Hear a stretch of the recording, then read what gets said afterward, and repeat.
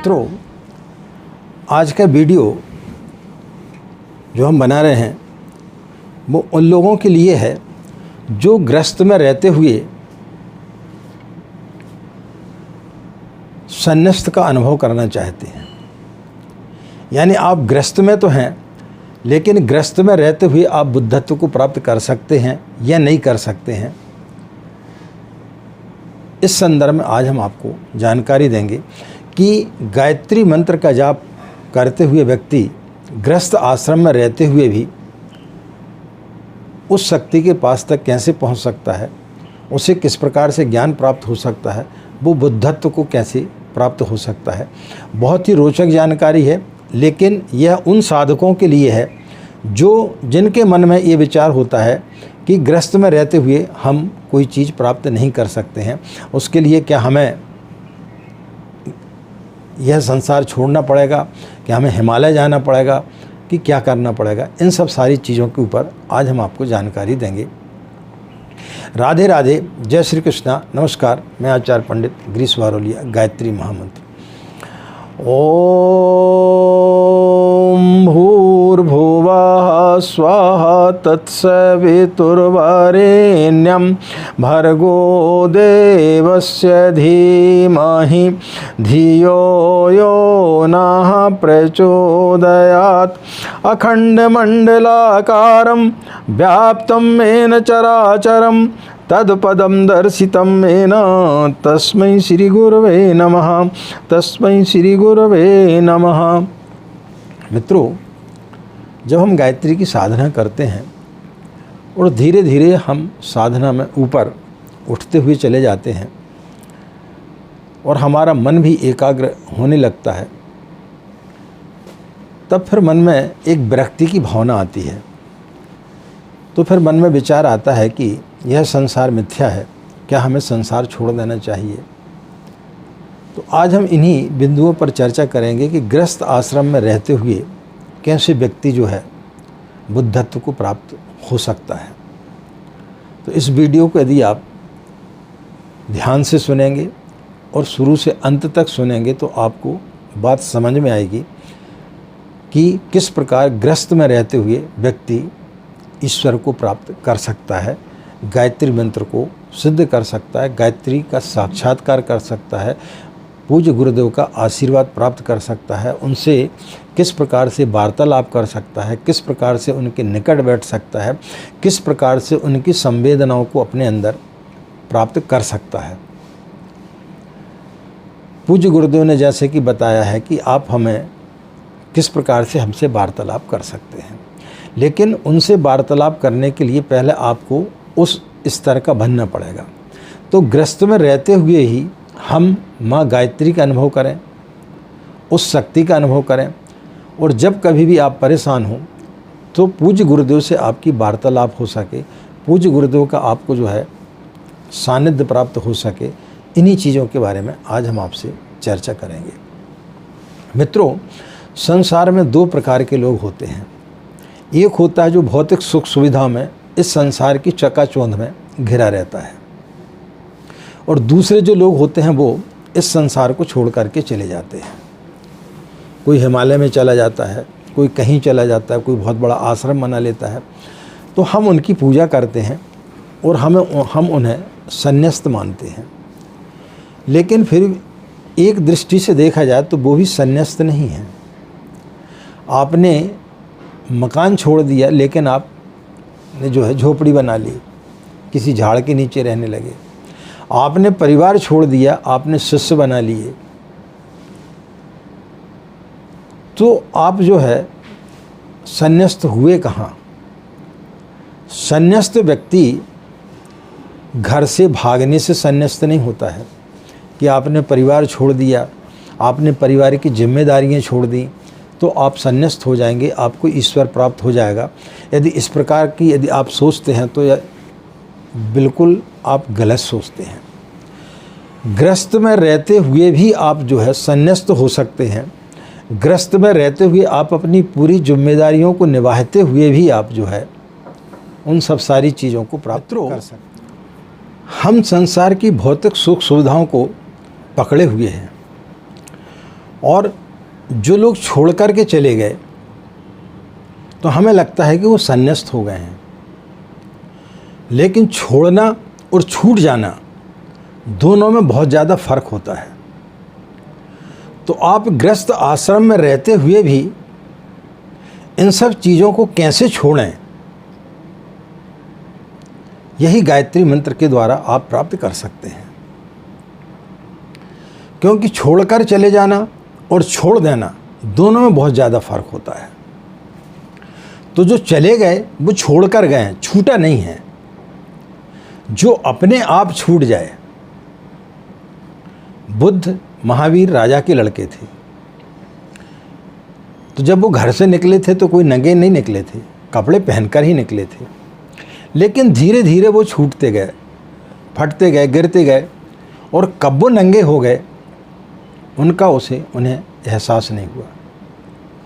तो जिस दिन ये बोध हो जाता है उस दिन व्यक्ति बुद्धत्व को प्राप्त हो जाता है।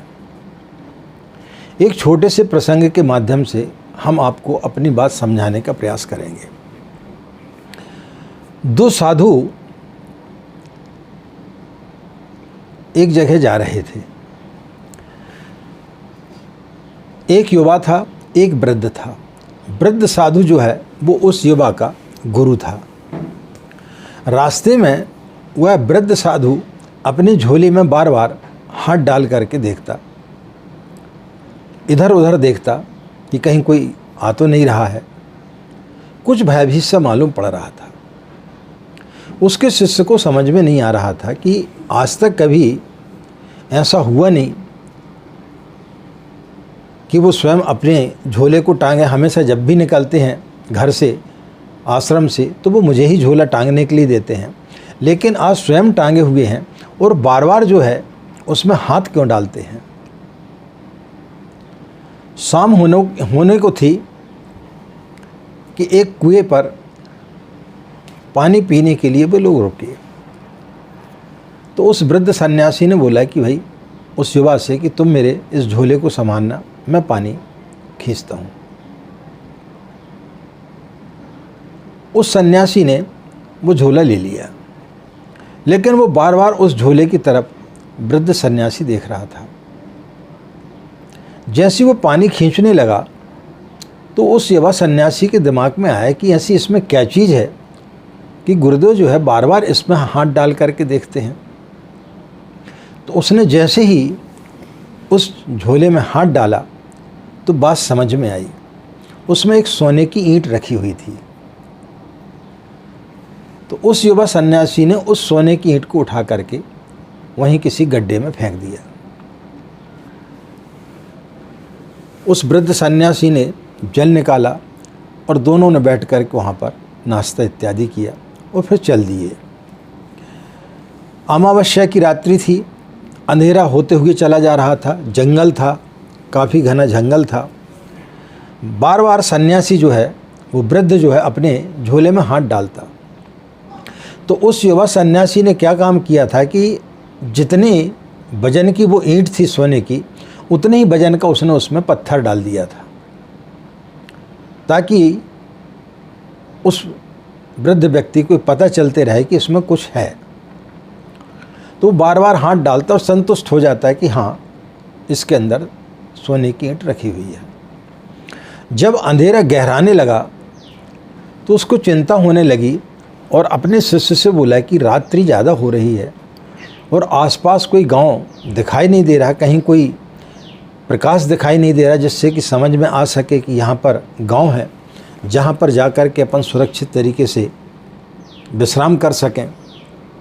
इस बियावान जंगल में, वो भी अंधेरे में, चोर, लुटेरे, डाकू, इन सब का भय रहता है, तो कैसे काम चलेगा। वो करीब 2-3 किलोमीटर दूर वहाँ तक आ चुके थे। तो उस युवा सन्यासी ने बोला कि आप जिसके कारण भयभीत हो रहे हैं वो तो मैं 3 किलोमीटर दूर ही छोड़ करके आ गया हूँ। बोले कैसे? बोले मैंने जो सोने की जो आप ईंट रखे हुए थे वो तो मैं वहीं फेंक के आ गया।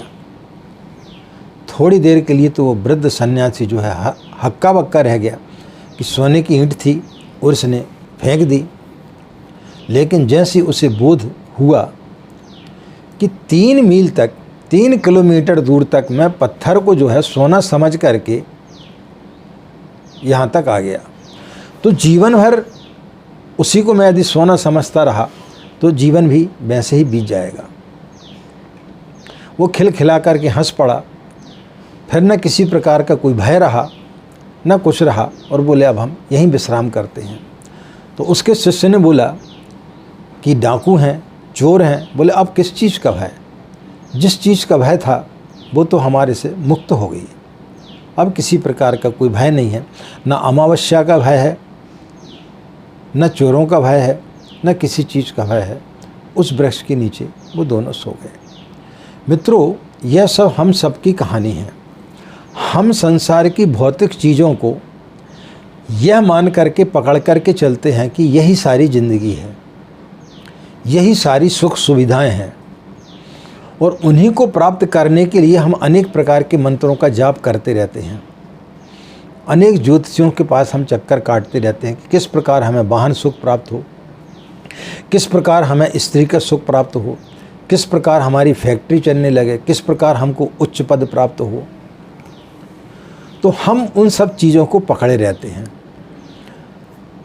ईंट, सोने की ईंट पकड़ करके, और हम सारी ज़िंदगी अपने जीवन को निकाल देते हैं।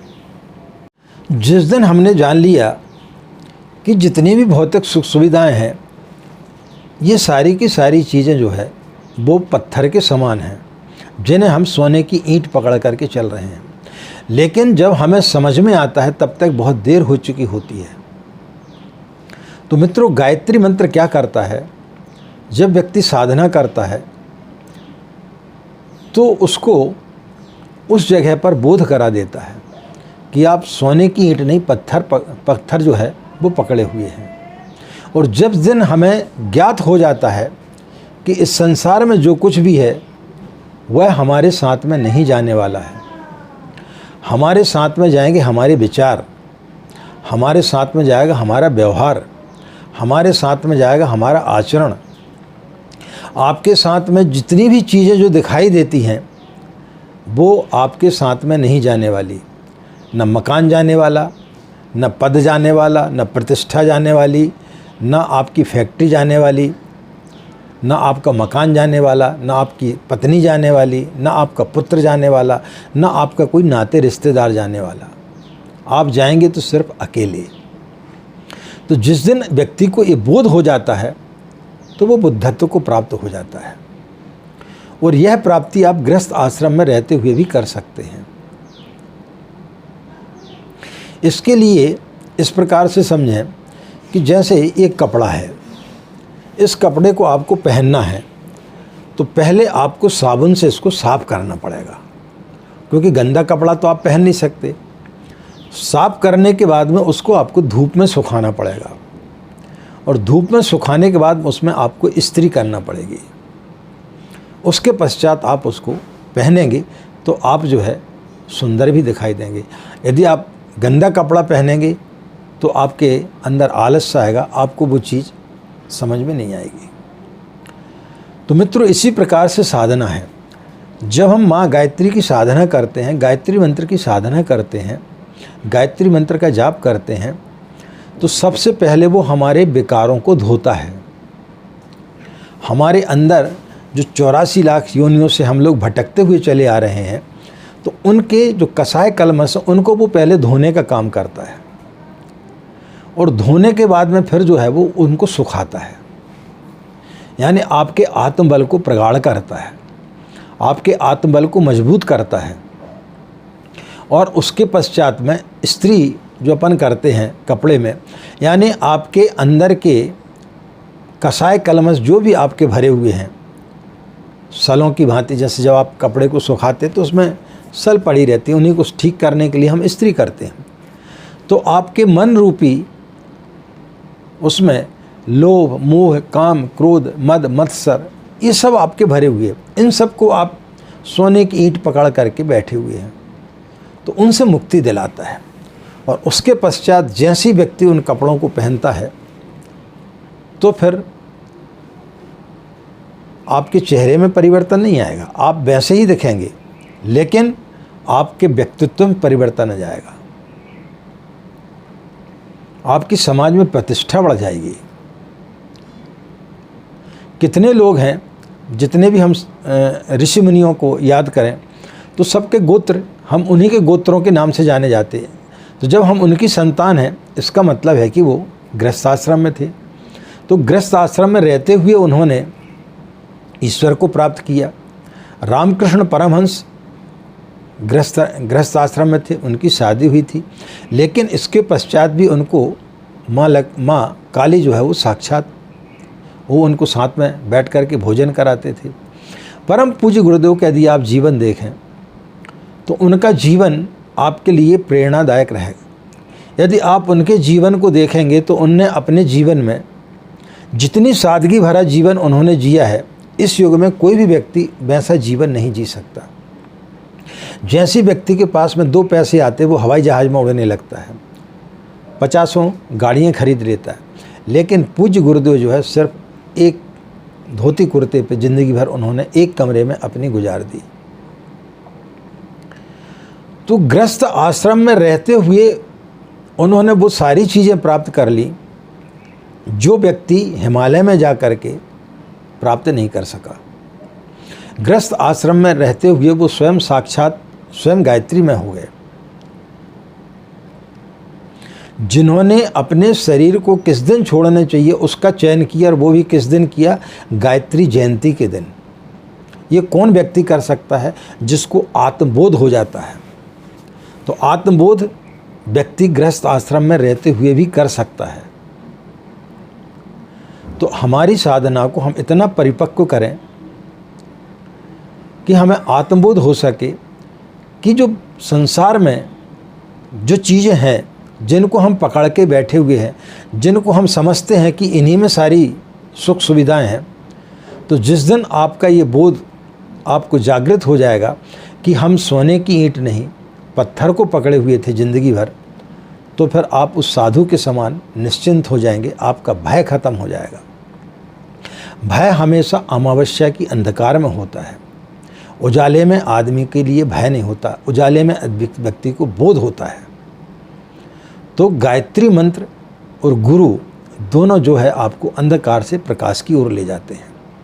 और जिस दिन आप उस प्रकाश पुंज में अपने अंदर सारी चीज़ों को साफ करके और एक शुद्ध स्वच्छ प्रेस किए हुए कपड़े की भांति अपने स्थान को पवित्र कर लेते हैं, उस दिन परमात्मा आपके अंदर विराजमान हो जाता है और फिर आपको बोध हो जाता है।